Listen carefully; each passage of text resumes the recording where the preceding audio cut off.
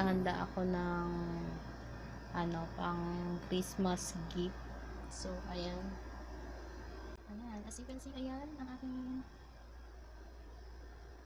So ito guys is konting pasilip lang, naka aircon kasi. So ayan, so pagpasensyahan nyo na yung boses ko kasi gabi na, bawal na mainit. Ang ganda ng pesla ko ngayon. So samahan nyo ako, tara mag-pack tayo ng ating pang Christmas. So ayan, Kick.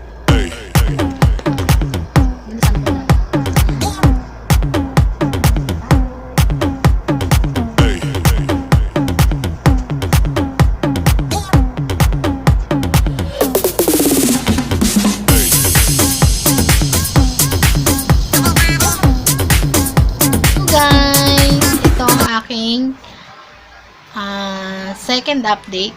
Yung isa yung kagabi, tas ngayon yung aking another update para sa aking Christmas present for my family. So samahan nyo akong balutin natin ang ating regalo. So tara, simulan na natin. Diyan muna kayo, diyan ko kayo ilalagay para makita nyo.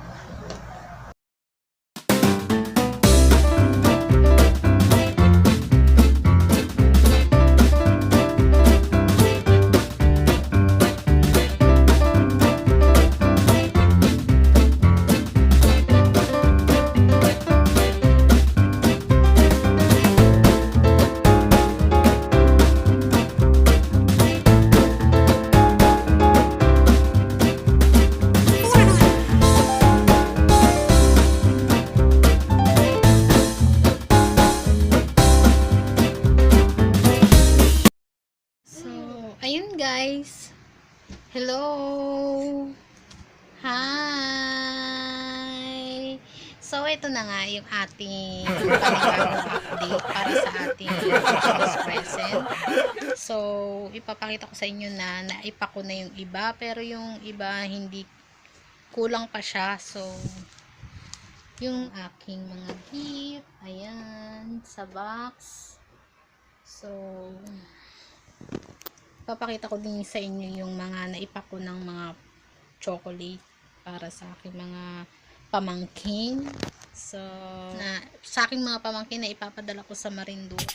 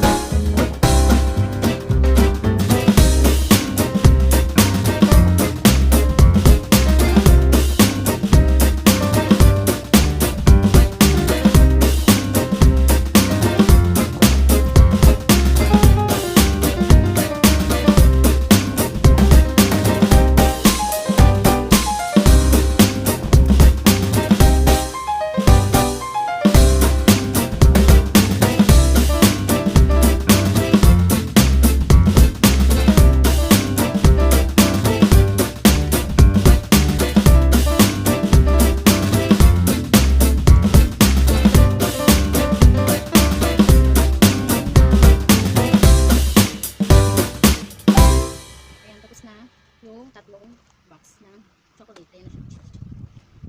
Ito naman tayo sa maliliit. Ayan, tapos na ito kasi. Ayan, tapos na yung tatlong yan. Ayan. Ayan. Dito, itong limang to, tapos na rin to. At may pangalan na niya. Ayan. From Ate Edeline. Ayan.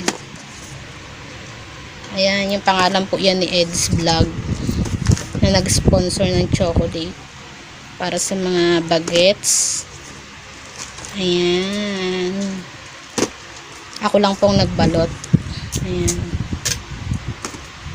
So, mamaya na ulit. Ito, balutin natin to ng kasing size ng ganito. So, see you mamaya. Papakita ko sa inyo. So, ayan yung ilalagay natin dito. Isang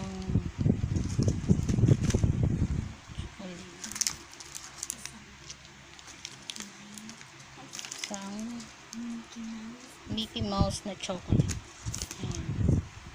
Ayan, nasa loob.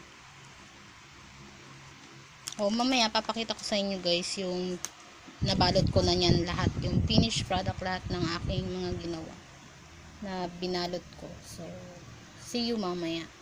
So, ayun. Tapos na po ang aking mga wrap. So, ayan na siya. Yung